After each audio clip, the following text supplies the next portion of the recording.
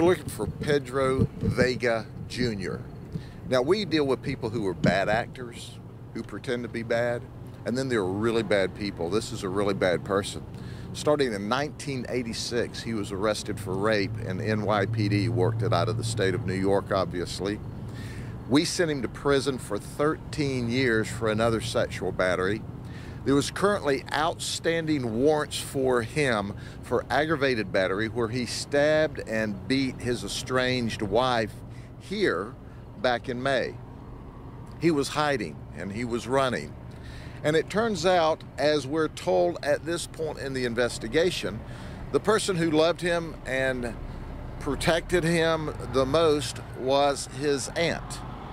In fact, he was seen with his aunt over in Winter Haven as recently as 2 weeks ago by some relatives. Well, let's talk about what happened last night. He arrives here, it's on Highway 547, just outside the city of Davenport, about 12:30 a.m. He goes into the house, he stabs his father at least 23 times. He also stabs his aunt, and she's deceased inside the residence over my shoulder here. Once he does that, he goes to the next door neighbor, which is a relative, and he breaks the window. Well, the relatives have heard this screaming next door, and as he breaks the window and starts in, the resident there shoots him one time. That doesn't deter him. He comes on in, despite the relatives saying, "I'm sure I hit him in the shoulder." He comes into the residence with a rifle, shooting at the homeowners there. At that time, he is shot again. The homeowner there says, "I think I hit him in the stomach." He then turns around, flees from the residence, runs back next door, and at that time flees from that residence in a white pickup truck. We see a blood trail where apparently he is shot and injured, and we also see where he's dropped his rifle along the way. So is he armed with another gun? We don't know. But he's fled in his father's white pickup truck that he stole, and we're searching for him at this time. We don't know the exact details. Obviously, it's early in the investigation, and we will be updating you throughout the day as this goes on. But what we do know, Pedro Vega Jr. is wanted for murder of his aunt, an aunt he apparently loved, or at least she loved him, an aunt that has been hiding him since we've been looking for him with aggravated battery warrants, according to relatives. She is deceased. Dad's in a local hospital where he was rushed into emergency surgery with at least, as I'm told, and it's described to us as 23 stab and slash wounds. There are other people in the residence. Apparently they aren't injured, but the investigation's underway. One sad fact, we find a 4-year-old child wandering around with blood all over her during this event. So, however, she appears to be okay at this time. She was apparently staying with the aunt. So the child is all right. We have the aunt who's deceased. We have Pedro Vega Jr.'s dad, who is in critical condition, but appears at this point that he's going to survive. And we have Pedro Vega Jr. missing and apparently shot, at least according to the homeowner that says, "I shot him 2 times." So the investigation is ongoing. Further details will be released as we learn them, and we are actively pursuing him at this time. We will release to you details of the white pickup truck as well as the tag number, so those in the community can help us be on the lookout. Sheriff, can we see a picture of him real quick? This is our man right here. He's evil in the flesh. If you have ever wondered what a terrible, horrible, despicable, dangerous person looks like, here's your sign. Sheriff, so it may be the case that he shot twice.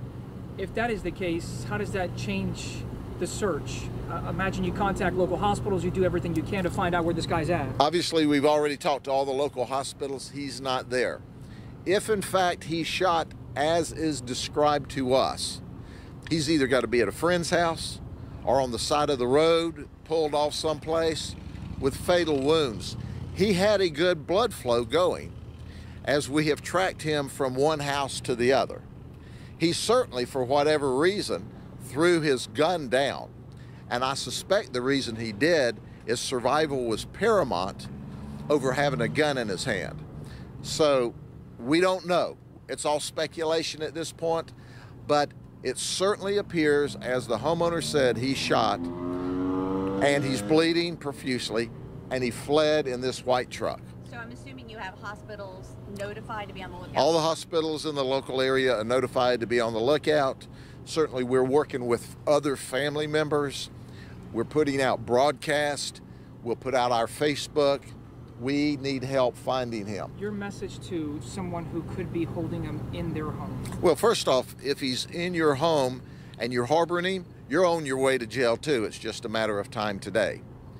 He obviously needs medical help if in fact he's shot like it appears to us that he's shot. But once again, as you know, when we release early information, all of this is subject to change, but at least the information we have at this time, and at least it is backed up by a clear and convincing blood trail that he is shot. But he sounds like a dangerous dude. He is a very dangerous. If he's alive and breathing, this guy's dangerous. He's got a horrible, violent record back to 1986. We sent him to prison for 13 years. He also had an escape from the county jail way back in 2001 from us when he was being held on these charges. He didn't get far before we recaptured him. But he'll stop at nothing. And once again, as it's reported to us by family members, this aunt that's dead was one of the few family members that actually cared for him and tried to work with him and help him, and in fact was with him as recently as 2 weeks ago when he had outstanding warrants from stabbing and beating his estranged wife. So we want to tell everyone, look out for this guy. If he's not severely injured, he's a dangerous man. So what do you tell? I mean, is he a threat to the community? What do you tell him? We absolutely treat him as a high threat to the community until we have him in custody. Now, Sheriff, with that said, you have two schools that are nearby. the two schools are on heightened alert. We don't have lockdowns going.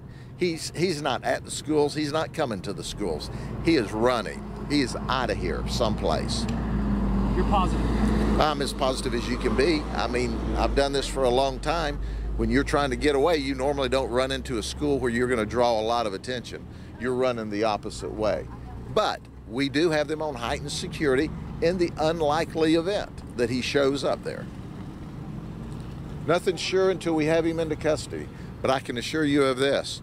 We are actively looking for him. Other law enforcement agencies are actively looking for him. But the people that will help us find him the best are the community. If you'll help us actively look for him, we'll have him in custody sooner rather than later. But we're chasing him hard today, and we'll find him. Okay? Sure, thank you very much. Thank you very much.